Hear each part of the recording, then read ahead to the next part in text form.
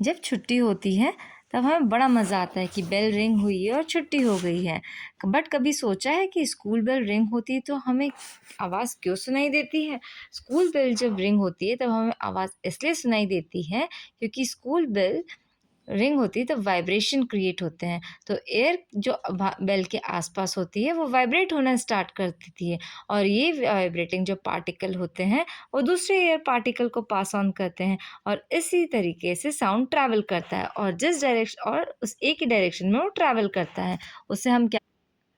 उसे हम sound wave कहते हैं। क्या कहते हैं उसे हम? Sound wave.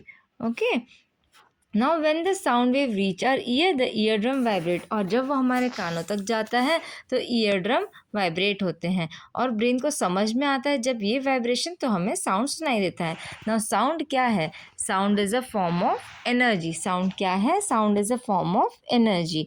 Okay, sound is a form of energy that travel in the form of wave. कैसे ट्रैवल करता है ये? ट्रैवल करता है वेव के फॉर्म में। It will not travel in the straight line, it will travel in the form of wave. Okay, example, आप लोग सब क्लैप करो। जब आप क्लैप करेंगे, when we clap air particle are pushed out. Air particle क्या होंगे? आगे की तरफ पुश्ड हो जाएंगे और this pushed particle next particle को एनर्जी पास करेंगे, है ना। और एनर्जी ट्रैवल होगी बट पार्टिकल्स ट्रैवल नहीं होंगे, एनर्जी ट्रैवल होगी। लाइक एक पार्टिकल दूसरे पार्टिकल को वाइब्रेट कराना स्टार्ट करेगा, देन दूसरा तीसरे को करेगा। इस तरीके से एयर पार्टिकल्स में एनर्जी ट्रैवल होगी और साउंड हमें सुनाई देगा।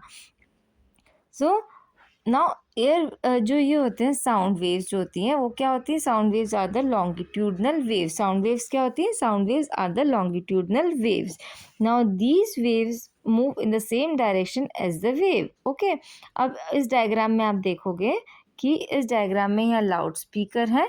लाउड स्पीकर से जैसे ही साउंड निकला, सो यहाँ पर जो रहेंगे कुछ पार्टिकल्स पास में है, देन कुछ दूर हैं, देन पास, देन दूर। ओके, ऐसे रहेंगे ये। तो क्या होगा? जो पास रहेंगे उन्हें हम क्या कहेंगे? कंप्रेशन है। जो दूर रहेंगे उन्हें हम कहेंगे रेयरफेक्शन। ओके, ठीक है। इस डायग्राम में दिया है कि जो पास रहेंगे इसी तरह से साउंड वेव्स ट्रेवल करती है, कंप्रेशन और रेयरफेक्शन। जो पास जो कंप्रेस्ड रहेंगे उसको कंप्रेशन एयर पार्टिकल्स कहेंगे और जो जो दूर रहेंगे उन्हें हम रेयरफेक्शन एयर पार्टिकल्स कहेंगे। Okay, now sound waves, rarefaction और कंप्रेशन हमने पढ़ लिया। नाउ इम्पॉर्टेंट टर्म्स क्या क्या है? Amplitude, maximum height of the wave that decide the loudness of the sound. अब एम्पलीट्यूड क्या होता है? एम्पलीट्यूड इसकी मैक्सिमम हाइट है, इसकी मैक्सिमम हाइट है। ओके, तो दिस इज कॉल्ड एम्पलीट्यूड। ठीक है। नाउ सेकेंड पॉइंट क्या है? Oscillation, one complete to and fro movement of the wave. ठीक है, वन कंप्लीट मोशन कौन सा होगा?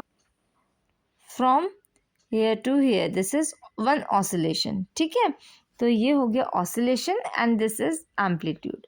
ओके, तो अब जो है कि थर्ड टर्म कौन सा है? Time period, time taken to complete one oscillation.